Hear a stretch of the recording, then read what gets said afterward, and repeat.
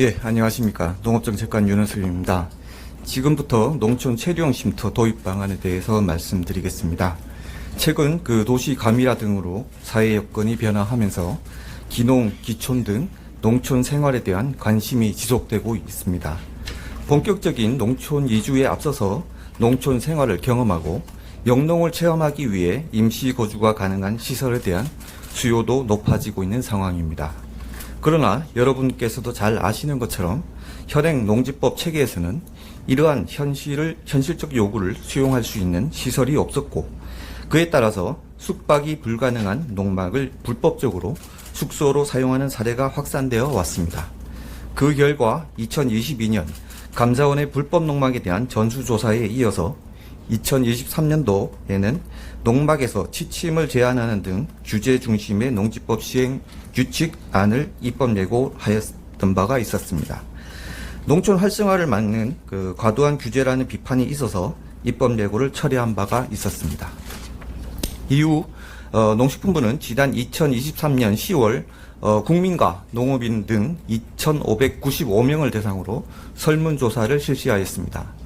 응답자의 81%가 기농, 기촌 활성화와 농촌 생활 인구 확산을 위해 농촌 체험용 거주시설이 필요하다고 답변하였습니다.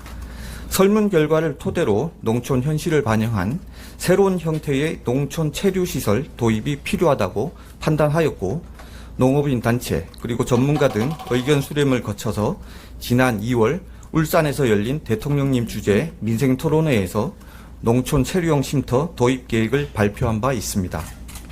이후 시설 안전과 입지 등에 대한 관계부처 협의 과정을 거쳐서 내일 총리님 주재 국정현안 관계장관 회의에서 농촌 체류형 쉼터 도입 방안을 발표할 예정입니다.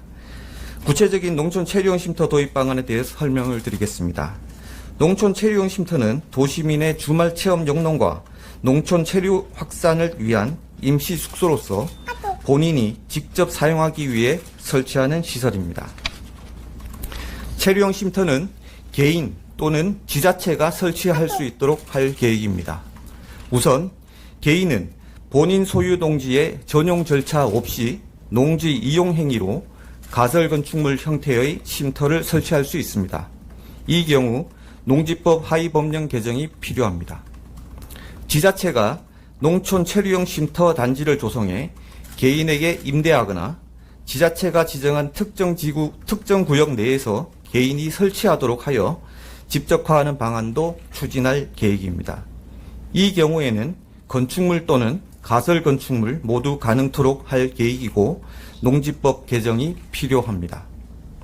농촌 체류형 쉼터가 사람이 거주하는 숙소인 점을 감안해서 화재, 재난 등 최소한의 안전에 대비하고 주변 영농에 피해를 주지 않도록 일정한 안전과 입지 그리고 시설 기준을 마련하였습니다.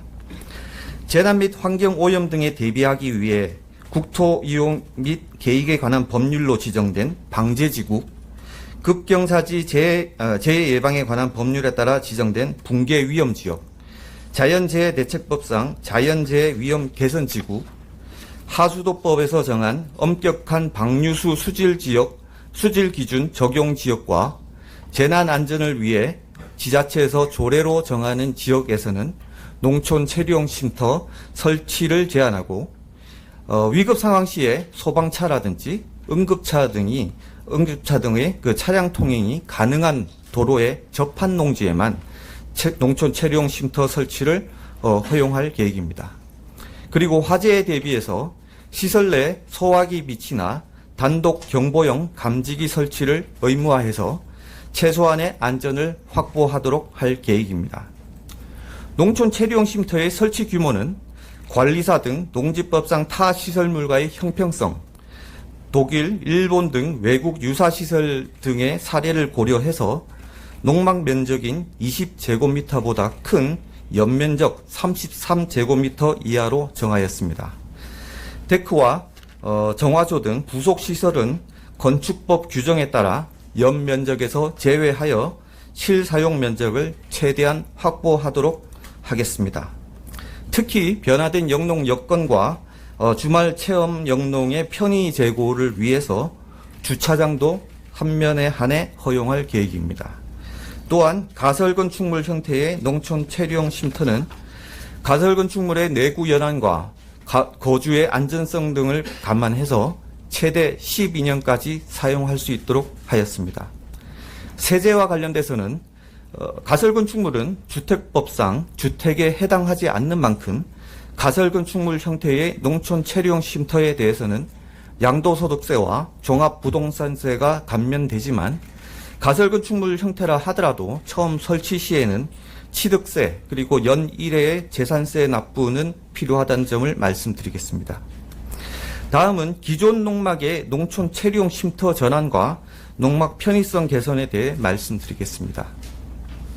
먼저 그동안 사실상 임시 숙소로 활용되어 온 농막에 대해서는 농촌 체류용 쉼터에 적용되는 입지 및 시설 기준을 충족한 경우 제도 시행일로부터 3년 내의 유예기간 내에 소유자 신고 등 일정 절차를 거쳐 농촌 체류용 쉼터 전환을 유도해 나갈 계획입니다.